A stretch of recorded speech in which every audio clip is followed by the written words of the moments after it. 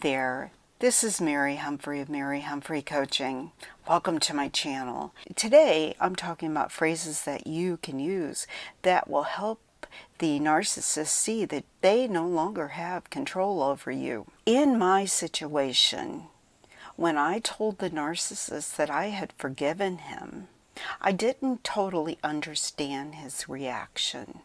And I thought he was simply angry. And I believe it led my partner to realize that he no longer had control over me. And that there was no push or fight left in me. I simply didn't want that anymore. And I believe at that moment he realized that he couldn't gain control over me any longer.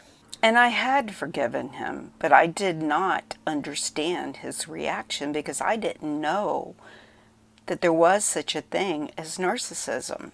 His reaction spewed out at me, "Forgiven me for what? I haven't done anything wrong." Once I thought it through, I thought, well, that reaction came out because when I said I had forgiven you, I basically said I've forgiven you for what you've done wrong, but I didn't add those final words into it, the wrong part. I just said I'd forgiven you. And I assumed that his anger was pointed towards the fact that you can't forgive someone unless you know that they've done something wrong. Why else would I have forgiven him? So at that one word, forgiven, his entire court of control, the walls of his court of control just crumbled down. And he was devastated, not in a broken type of devastated, more or less, I can't do anything. I've lost control. The walls are gone. And that is where the rage came from. So now that I've worked with narcissism and the topic of narcissistic personalities, I understand that there are statements that we can make that get us off the hook, that prove to the narcissist that they don't have control over us anymore. It signifies victory. And these statements are much more in our favor. They're more solid than saying anything that sounds like, "I don't like how you treat me. You are wrong. Why are you saying these things to me? You have really hurt me. I have done nothing wrong." So in a narcissist's ears, when they hear you make these statements, they know that you're trying to defend yourself. And you're still trying to accuse them. And they know that they have control over you. As long as you're still indicating that the fight is on, he'll continue or she will continue to try to gain control over you as long as they know that you're still in that fight. So resist the urge to defend yourself. There's a vlog on my channel about this exact topic. Don't try to defend yourself to the narcissist. Stop pointing out the narcissist's flaws. Stop pointing out their poor behavior. It doesn't work. It gets you nowhere. In my situation, I have forgiven you was a pivot point. It worked. I didn't realize at the moment it worked. I was sick over the rage. I was tired of the rage. I was physically, emotionally drained, but I stuck with it. I knew I had to turn the corner and shut the door. But there's other statements that you can make, and I'm going to read those to you. You own your own perceptions and I own mine. I hear you, but that does not mean that I accept or agree with how you feel. I'm sorry you feel that way. It doesn't mean you're saying you're sorry that they feel that way about you. You're just saying, I'm sorry you feel that way. In other words, you're disappointed that they feel that way, but just simply say, I am sorry you feel that way. I disagree with your perception of me, but I can accept it. So you don't have any fight left in you in these statements. You are not going to fight. You are accepting the behavior.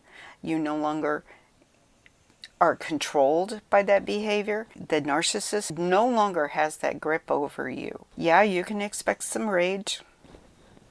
You can accept some more pushing from the narcissist. However, stick to these statements. I forgive you. I'm sorry that you feel that way.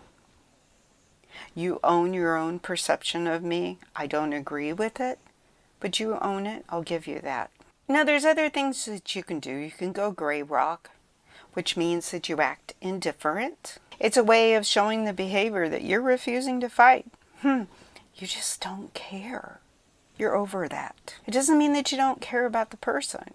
And again, I'm not trying to defend you, but it means that you don't care about the bad behavior. It is not emotionally controlling you any longer. You can control your own emotions, and you should, and your own reactions, even if you feel hurt or shocked, and you will still have those feelings. So when you gray rock, you respond with things like, whatever. Doesn't mean that you're accepting what they have to say. You're just saying, okay, I heard you. You're not being sarcastic. You're just commonly saying, whatever, okay. And you're going about your business. You're reading a book, watching TV, whatever you're doing. This might enrage them as well, but it is showing that they have no control over you. Gray rock can also, just like the statements that we talked about, gray rock can disarm the narcissist.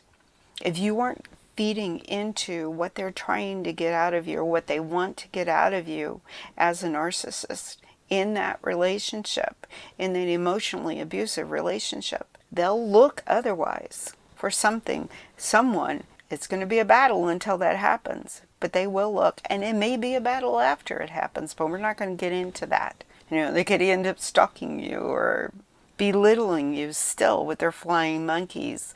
And it could be family, it could be friends, it could be pastor, it can be anyone. Just be prepared for that. They'll still accuse you of being the guilty party in the relationship. That is never going to change.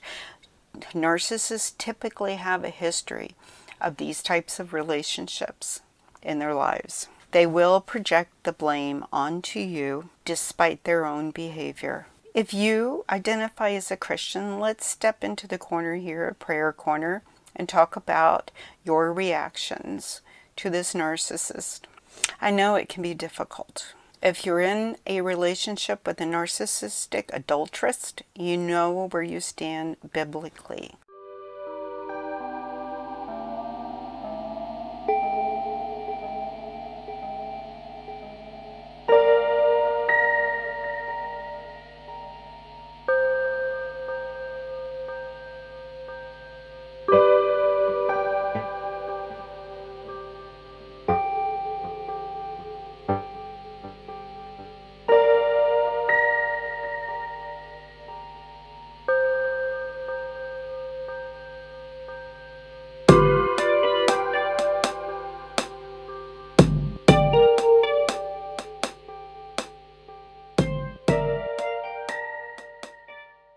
If you're in an emotionally abusive relationship, I want you to pray over your circumstances.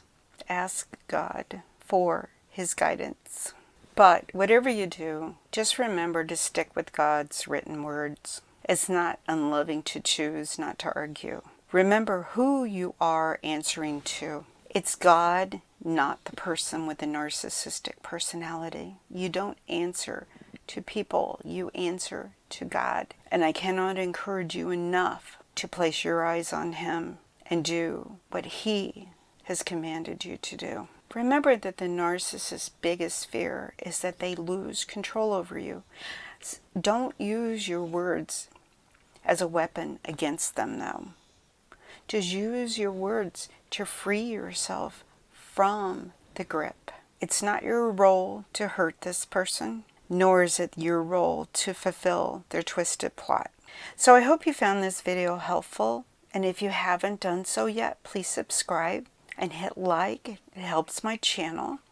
And remember that sharing is always caring. If you know someone that needs to hear this message, please put it out there. Please share it. And God bless, and have a great day.